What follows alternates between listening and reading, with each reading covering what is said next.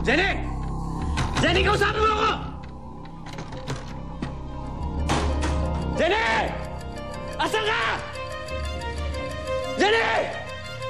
Tayo mo kausapin, ha? Jenny! Ano ka ba? Lucero? Asan si Jenny, ha? Wala si Jenny dito. Actually, kanina pa nga ako naghihintay eh. Pero wala siya, di ko rin siya makita. Sabihin mo nga ako. Sabihin mo sa akin si Jenny, kung di malilintik ka sa akin. Ba't tayo hindi mo pakita sa akin, ha? Jenny! Jenny! Magpakita ka! Ano ba? Ano ba? Sinabi ko nang wala si Jenny dito, di ba? Hinalugog mo na yung buong bahay, nakita ka ba? Nandito ba si Jenny? Di ba wala? Kanina mo pa hinahanap pero hindi mo siya makita. Di ba wala siya dito? Hindi, asan siya? Makakatikim ka sa akin. Lucero, ano ba nasasaktan ako? Sinabi ko nang wala si Jenny, di ba? Wala siya dito! Asan siya?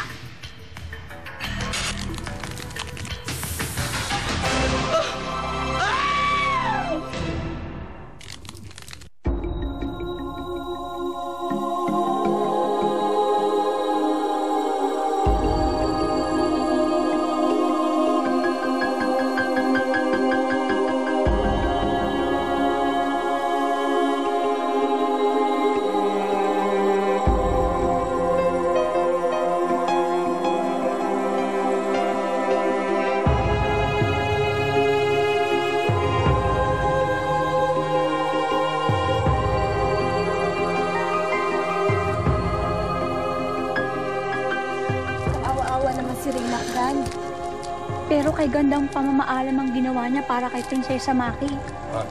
Kaya siguradong masarap ang handaan mamaya. Pinatay niya ang anak ko. Ang nag-iisa kong anak. Pinatay siya ni Ragon. Reyna Cora, umpisa pa lamang ito.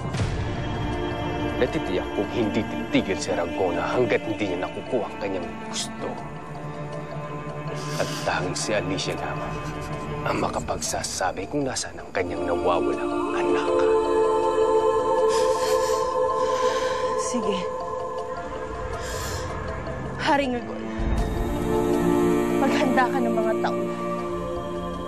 Dahil ako mismo ang kukuha kay Alicia sa mundo ng mga tao.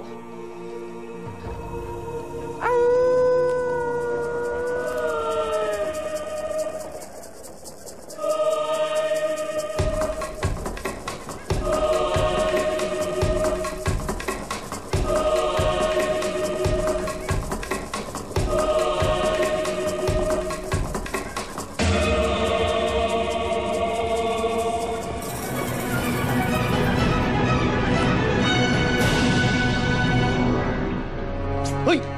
Gumising ka! Ano ba?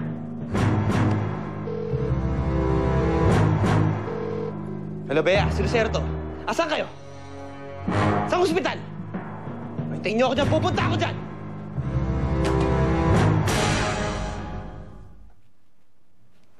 Uy! Mukhang kalamay ang lulutuin mo, ah. Kalamay ba? Opo, Lola. Naisipan ko kasing sorpresahin si Virgil sa kanila eh. Luluwas ka? Opo. Hindi ko po kasi maalis sa isip ko si Virgil eh. Hindi ko alam kung bakit. Basta, miss na miss ko na ho siya. Naku, kapo ko na in love. Ako, Lily. Payo lamang ha, galing sa nakatatanda. Alam mo, masayang na-in love. Pero kung gaano kasaya at kasarap ang ma-in love, masakit din yan pag nagkataon. Alam ko naman po yun, Lola eh. Pero huwag ho kayo mag-alala. Kasi nakasisigurado ako na hindi ako sasaktan ni Virgil. Oh. Ako, Apo. Sana matutunan mo na ang pag-ibig ay isa sa pinakamapanganib na bagay sa mundo. Liban sa mga galos at konting sugat, wala namang problema. You can go home anytime. Thank you po, Dok. Muna na ako. Sige po.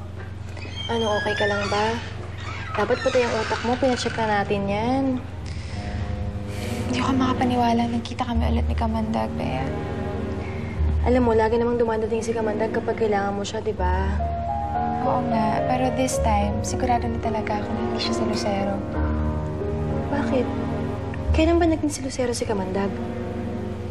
Bea, niloko ako ni Lucero. Nagpanggap siyang siya si Kamandag. Pero ang totoo, siya pala si Talim. Si Lucero si Talim?